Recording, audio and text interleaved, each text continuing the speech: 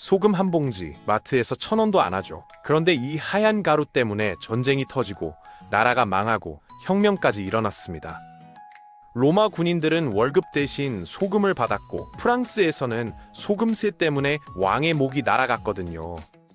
인도에서는 간디가 소금 한 줌 집으려고 수백 킬로미터를 걸었고 그게 대영 제국을 무너뜨리는 시작이 됐습니다. 지금은 너무 싸서 아무도 신경 안 쓰는 이 물질이 도대체 어쩌다 인류 역사에서 가장 비싼 물질 중 하나였던 걸까요? 소금이 세상을 지배했던 이야기를 해보겠습니다. 일단 소금이 왜 그렇게 중요했는지부터 짚어봐야 하는데 사실 답은 단순합니다. 소금 없이는 죽거든요. 진짜로요. 우리 몸에서 소금이 빠지면 근육이 경련을 일으키고 어지러워지고 결국에는 세포 하나하나가 기능을 멈춥니다. 물을 아무리 마셔도 밥을 아무리 먹어도 소금이 없으면 살 수가 없는 거죠. 그래서 인류는 태초부터 소금을 찾아 헤맸고 소금이 있는 곳에 문명이 생겼습니다. 그런데 여기서 이상한 점이 하나 있죠. 바다에 소금이 그렇게 많은데 왜 비쌌냐는 겁니다. 바닷물 한 양동이만 퍼와서 말리면 소금 나오는 거 아니냐고 생각할 수 있는데 문제는 그게 엄청나게 어려웠다는 거예요. 물을 증발시키려면 열이 필요한데 나무를 태워서 바닷물 끓이는 건 미친 짓이거든요. 소금 조금 얻자고 숲을 다 태워야 하니까요. 그래서 사람들은 태양열을 이용했는데 이것도 조건이 까다로웠습니다. 일단 햇볕이 강해야 하고 비가 안 와야 하고 해안 가여야 했거든요. 흐린 날이 며칠만 이어져도 그 시즌 생산량이 확 줄어버렸습니다. 그래서 또 다른 방법이 등장했는데 바로 땅속에서 캐는 거였어요. 지구에는 아주 오래전 바다였다가 말라버린 지역들이 있는데 거기에 소금이 산더미처럼 묻혀 있었거든요. 암염이라고 부르는 이 땅속 소금은 양이 어마어마했습니다. 근데 문제가 있었어요. 캐내는 게 지옥이었다는 거죠. 로마 시대에 소금 광산에 보내지는 건 사형 선고나 마찬가지였습니다. 주로 노예나 범죄자들이 광산으로 끌려갔는데 거기서 살아나오는 사람이 거의 없었거든요. 어둡고 습한 지하에서 무거운 돌덩이를 곡괭이로 깨면서 온종일 일해야 했으니까요. 그런데 소금이 비쌌던 진짜 이유는 따로 있었습니다. 공급이 어려웠던 것도 맞지만 수요가 폭발적이었거든요. 바로 음식 저장 때문이에요. 지금이야 냉장고 문만 열면 되지만 옛날에는 고기를 며칠만 놔둬도 썩어버렸습니다. 생선은 더 빨리 상했고요. 그래서 사람들이 발견한 방법이 소금에 절이는 거였어요. 소금은 세균이 살 수 없는 환경을 만들어주거든요. 고기든 생선이든 채소든 소금에 푹 담가두면 몇 달이고 보관할 수 있었습니다. 이게 왜 중요하냐면 겨울을 넘기려면 반드시 필요했기 때문이에요. 농사가 안 되는 겨울에 뭘 먹고 살겠어요. 가을에 잡은 돼지, 여름에 잡은 생선을 소금에 절여서 저장해둬야 했죠. 군대도 마찬가지였습니다. 병사들한테 밥을 먹여야 전쟁을 하는데 이동하면서 신선한 고기 구하는 게 불가능했거든요. 그래서 염장고기가 군수물자의 핵심이었어요. 소금이 없으면 군대가 굶고 군대가 굶으면 전쟁에서 지는 거였습니다. 실제로 역사를 보면 소금 때문에 전쟁의 승패가 갈린 경우가 많아요. 미국 남북전쟁 때 북군이 남군의 소금 생산지를 집중 공략했는데 소금 공급이 끊기자 남군은 음식 저장이 안 되니까 군대 유지 자체가 불가능해졌거든요. 나폴레옹도 러시아 원정에서 소금 부족으로 고생했고요. 소금은 그냥 양념이 아니라 생존의 문제였던 겁니다. 그래서 당시 소금 생산량의 무려 90%가 음식 저장에 쓰였어요. 우리가 지금 생각하는 것처럼 요리에 뿌려 먹는 용도는 10%밖에 안 됐던 거죠. 이러니 소금 거래가 엄청난 돈이 되었고 소금을 지배하는 자가 세상을 지배했습니다. 로마를 한번 볼까요? 로마는 소금에 미친 제국이었어요. 로마 근처 항구 오스티아에 거대한 염전을 만들었는데 도시가 커지면서 그것만으로는 부족해졌거든요. 그래서 제국 전역에서 소금을 실어 날랐습니다. 아프리카에서, 스페인에서, 이집트에서 배에 소금을 잔뜩 싣고 로마로 왔어요. 로마의 가장 중요한 도로 중 하나가 비아 살라리아, 우리말로 소금길이었는데 이 길을 통해 소금이 로마로 들어왔습니다. 재미있는 건 우리가 쓰는 셀러리라는 단어가 여기서 나왔다는 거예요. 로마 군인들이 소금을 살 돈을 받았는데 그게 라틴어로 살라리움이었거든요. 월급의 어원이 소금인 겁니다. 근데 소금이 정말 얼마나 비쌌을까요? 숫자로 한번 보면 재미있는데 기원전 204년 로마에서 소금 1kg 가격이 로마 군인 하루 품삯의 10분의 1 정도였어요. 지금으로 치면 최저임금 기준으로 하루에 7만 원에서 8만 원 번다고 할 때 소금 1kg가 7천 원에서 8천 원 정도 했다는 거죠. 지금 마트에서 소금 1kg에 1,000원도 안 하니까 대략 4배에서 8배 정도 비쌌던 셈입니다. 그런데 진짜 문제는 세금이었어요. 왕들이 소금에 세금을 붙이기 시작하면서 가격이 미친 듯이 올랐거든요. 프랑스가 대표적인데 15세기 프랑스에서 소금 가격은 원래 하루 품삯의 8% 정도였어요. 그런데 세금이 센 지역은 무려 2조 배나 비쌌습니다. 똑같은 나라 안에서 어디 사느냐에 따라 소금 가격이 2단배 차이가 났던 거예요. 가브엘이라고 불렸던 이 소금세는 프랑스 왕실의 주요 수입원이었는데 백성들 입장에서는 날강도였죠. 소금세 때문에 프랑스 사람들은 기가 막힌 방법을 동원했어요.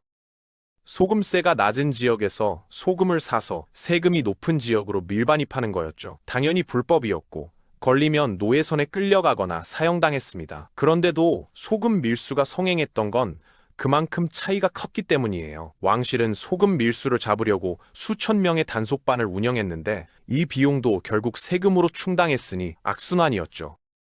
프랑스 혁명이 터진 데에는 여러 이유가 있지만 소금세도 빠지지 않았어요. 백성들이 왕에게 품었던 분노 중 하나가 바로 이 가브엘이었거든요. 혁명 정부가 가장 먼저 한 일 중 하나가 소금세 폐지였습니다.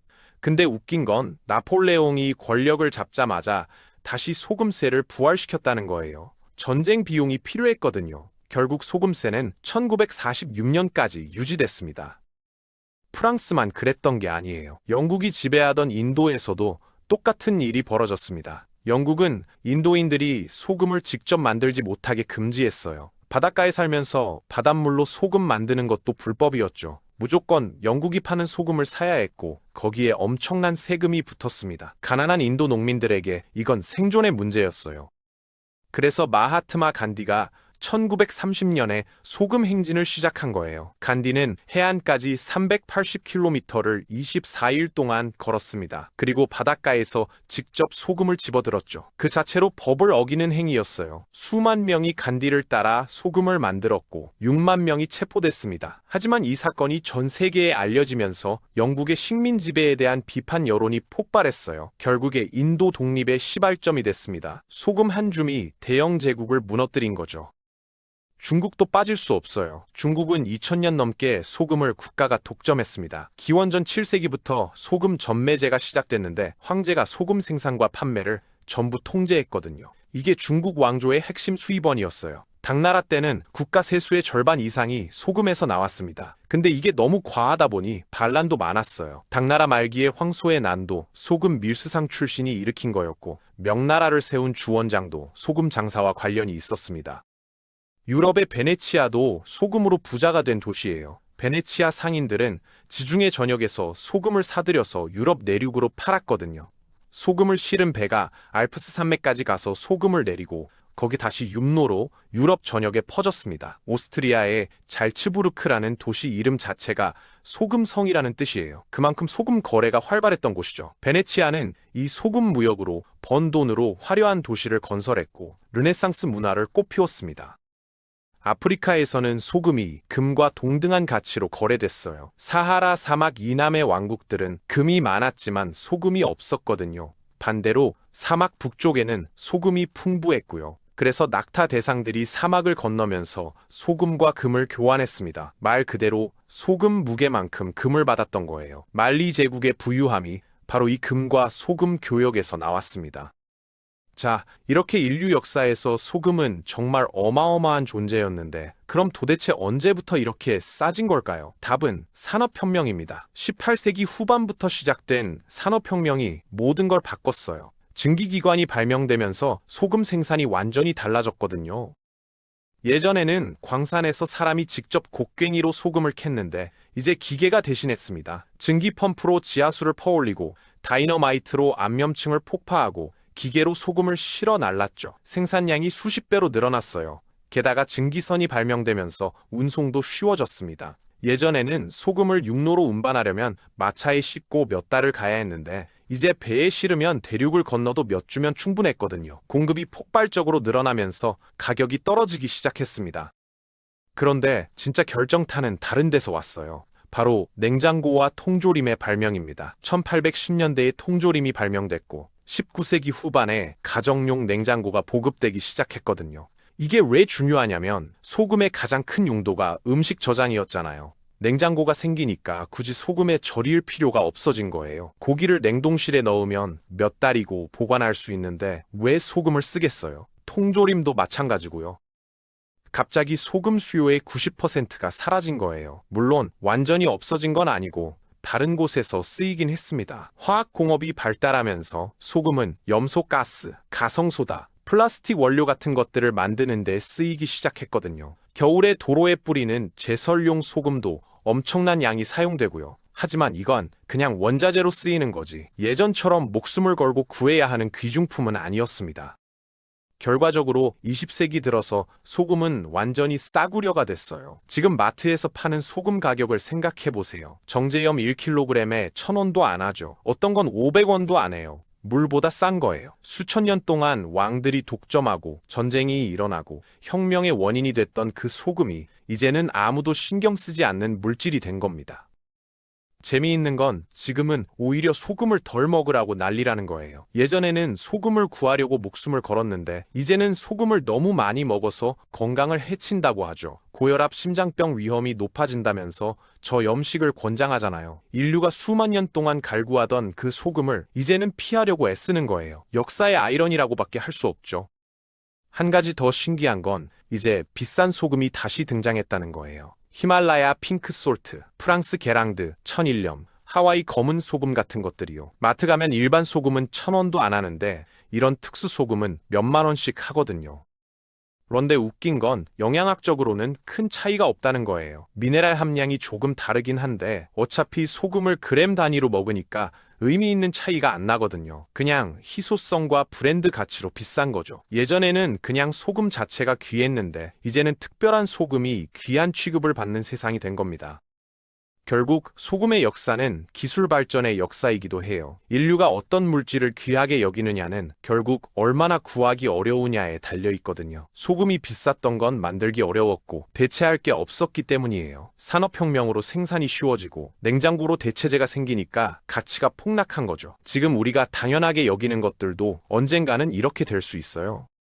생각해보면 알루미늄이 그랬어요. 19세기 중반까지 알루미늄은 금보다 비쌌습니다. 나폴레옹 3세가 귀빈에게만 알루미늄 식기를 내주고 덜 중요한 손님에게는 금 식기를 줬다는 일화가 있을 정도예요. 그런데 전기제련법이 발명되면서 알루미늄은 캔 재료가 되어버렸죠. 소금도 똑같은 길을 걸은 거예요. 기술이 발전하면 귀한 것도 흔해지고 그러면 새로운 귀한 것을 찾아 나서는 게 인류의 역사인 것 같습니다. 지금 이 순간에도 세상 어딘가에서는 새로운 소금을 찾고 있을 거예요. 리튬이 될 수도 있고 히토류가 될 수도 있고 아직 우리가 모르는 무언가일 수도 있죠. 그리고 언젠가 그것들도 소금처럼 싸구려가 되는 날이 올 거예요. 그때 사람들은 이렇게 말하겠죠. 리튬 때문에 전쟁이 났었다고? 지금은 공짜나 다름없는데?